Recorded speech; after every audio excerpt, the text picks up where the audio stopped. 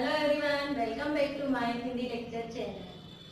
हमने पिछले वीडियो में पार्ट 4 मनुष्यता के कवि मैथिली शरण गुप्त के बारे में पढ़ लिया था। मैथिली शरण गुप्त का जीवन परिचय जान लिया था और पाठ से संबंधित विषय वस्तु को भी जान लिया था। आज हम मनुष्यता कविता का भावार्थ समझेंगे।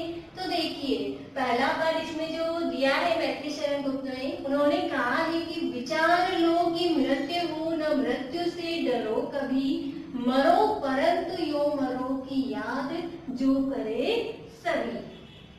तो यहाँ पर मैथिली शरण गुप्त पाठकों को संबोधित करते हुए कह रहे हैं कि विचार लो कि मृत्यु हो न मृत्यु से डरो कभी।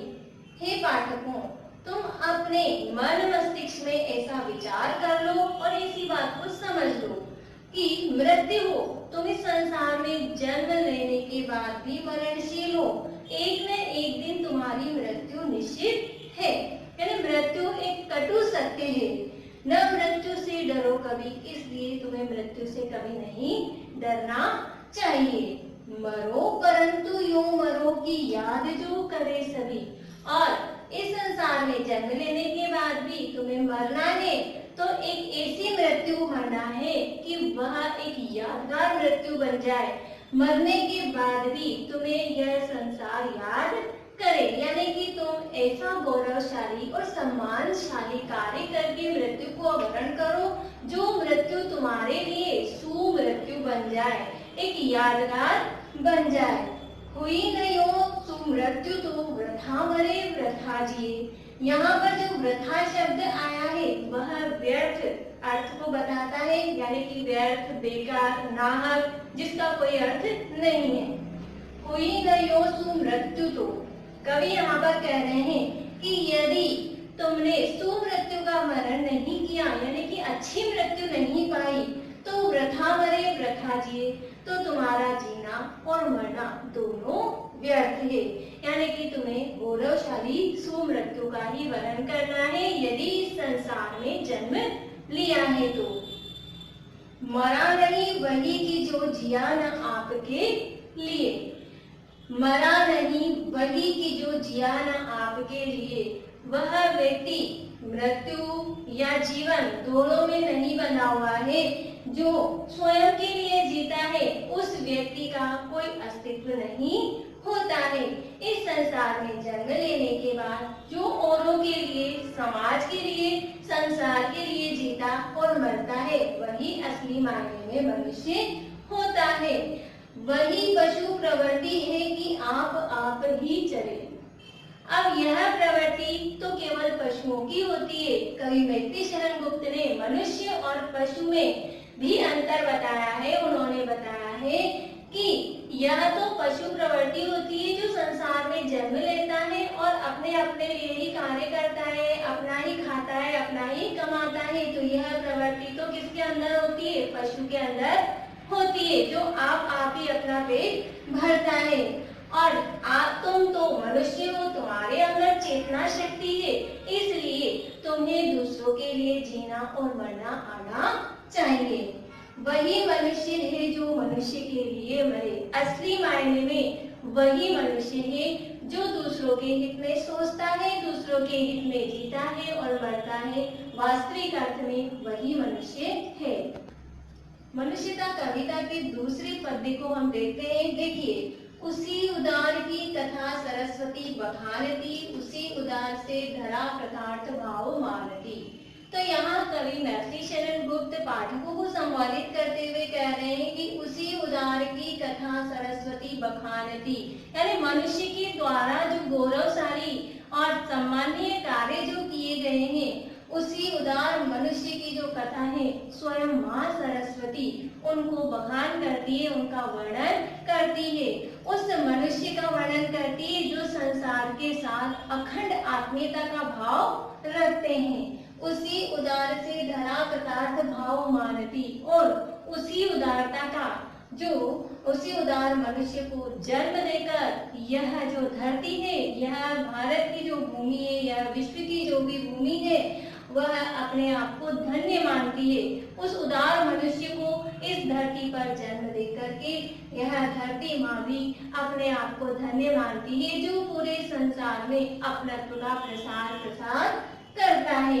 तो उस मनुष्य को जन्म देकर धरती भी अपने आप को धन्य मानती है, कृतार्थ मानती है। उसी उदार की सदा सजीव कीर्ति गूंजती, उसी उदार मनुष्य की जो कीर्ति है, जो यश है, जो गुण है, उन गुणों का गान पूरे संसार में गूंजता है।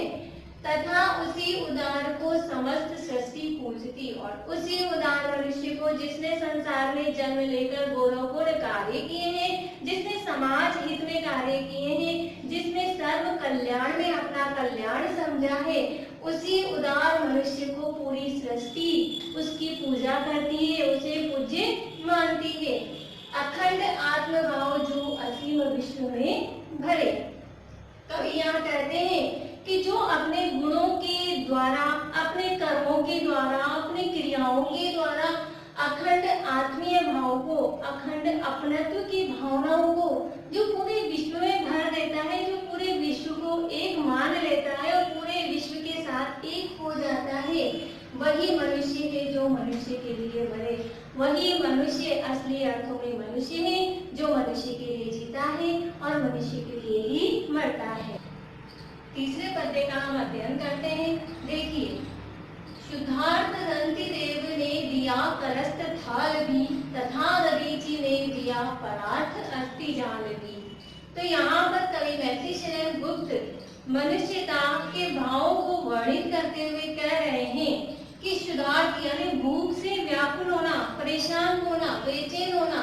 शुद्धार्थ रंतिदेव ने दिया करस्त थाल भी, भूख से व्याकुल थे, फिर भी रतिदेव ने अपने हाथों का भोजन का भरा हुआ थाल भिक्षुक को दे दिया था। द्वार पर कोई भिक्षुक मांगने आया, उसे उन्होंने भूख से परेशान होने पर भी अपने हिस्से का भोजन उसे दान में दे दिया था। तथा दधीचि ने दिया परार्थ अस्थि जाल भी, और महर्षि दधीचि ने भी अपने जो अस्थि जाल था, अपने जो शरीर की हड्डियां थी, उनको भी परार्थ यानी दूसरों के भले में, दूसरों के हित के लिए दान कर दिया था।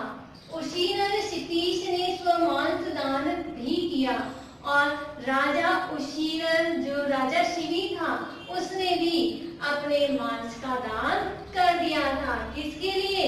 कबूतर के प्राणों की रक्षा करने के लिए राजा शिवी ने अपने शरीर का मांस दान कर दिया था।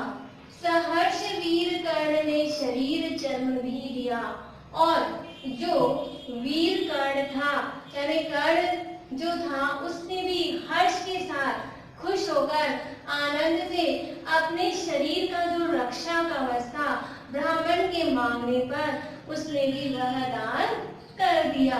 तो देखो, रंतिदेव ने अपना भोजन का थाल दान किया था, महर्षि दधीचि ने अपने हड्डियों का दान कर दिया था, और राजा उशीनन शिवी ने भी अपने शरीर का मांस दान कर दिया था। कर्ण ने भी अपने शरीर का रक्षा कवच दान कर दिया था पर हित में। तो अनित्य देह के लिए, अनित्य देह यानी कि इस नश्वर शरीर के लिए फिर अनादि जीव क्या डरे?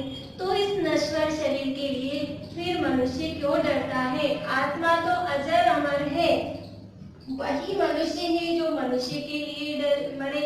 असली अर्थों में वही मनुष्य है जो मनुष्यता के लिए जीता है और मरता है। चौथे पद्य का हम अध्ययन करते हैं, उसका अर्थ समझते हैं। देखिए, सहानुभूति चाहिए महाविभूति है यही, सहानुभूति चाहिए महाविभूति है यही। कवि मैथिली शरण गुप्त कह रहे हैं कि मनुष्य के अंदर सहानुभूति का गुण होना चाहिए, दूसरों के प्रति करुणा का भाव होना चाहिए, यही महाविभूति है, यानी कि यही सबसे बड़ा गुण है, यही उसकी सबसे बड़ी पूंजी है। वशीकृता सदैव है बनी हुई स्वयं वही, वही यानी धरती, वशीकृता यानी जिसके वश में आ गई है, और इसी करुणा भाव के कारण, इसी सहानुभूति के कारण स्वयं धरती भी मनुष्य के वश में आ गई है। यानी कि जिस मनुष्य के अंदर सहानुभूति करुणा का भाव है, मनुष्य भी उसी मनुष्य के वश में स्वयं धरती भी आ गई है। विरुद्धवाद बुद्ध का दया प्रवाह में बहा। और गौतम बुद्ध को संबोधित करते हुए कहा है कि जो भगवान बुद्ध थे, उनका जो विरोध का भाव था, उन्होंने अपने समय में अपनी समस्त परंपराओं का विरोध किया था और कई बातों को उन्होंने नजरअंदाज भी कर दिया था, लेकिन उनका जो गुण था दया प्रवाह में बहा। और जो विरोध करने की जो भावना थी, वह सारी बुद्ध के एक गुण से सब क्या हो गई, दूर हो गई, समाप्त हो गई। और वह गुण था दया भाव रखना। बुद्ध के अंदर जब दया का भाव आया, उन्होंने दया का इस संसार में प्रचार प्रसार किया, उस महत्व को जब लोगों को समझाया, जो उनका विरोध भाव अपने आप समाप्त हो गया। विनीत लोक वर्ग ज्ञान सामने झुका रहा। यह पूरा संसार क्या बुद्ध के सामने झुका नहीं? अर्थात जब उनके अंदर गुणों का समावेश हुआ, संसार में उन्होंने गुणों को वर्णित किया और संसार के लोगों को सहानुभूति करुणा की भावनाओं को स्पर्श किया, तो यह जो संसार के लोग हैं, वह भी बुद्ध के सामने नतमस्तक हो गए। आह वही उदार है, परोपकार जो करे। तो इस संसार में कवि के कहने का अर्थ यह है कि संसार में वही व्यक्ति उदार है, वही व्यक्ति उदार है जो परोपकार करता है, जो सर्वहित में अपना हित देखता है, जो लोक कल्याण की भावना रखता है, वही मनुष्य क्या है, उदार है। वही मनुष्य है कि जो मनुष्य के लिए मरे। असली मायने में वही मनुष्य है जो मनुष्यता के लिए जीता है और मरता है और अपने गुण सर्वस्व हित में सौंप देता है। असली मायने में वही मनुष्य है। तो स्टूडेंट्स, आज के वीडियो में हम इतने ही पद्यों का अध्ययन करेंगे। जो शेष पद्य बच गए हैं, उनका अध्ययन हम नेक्स्ट वीडियो में करेंगे। तब तक के लिए की practice, keep learning. Thank you.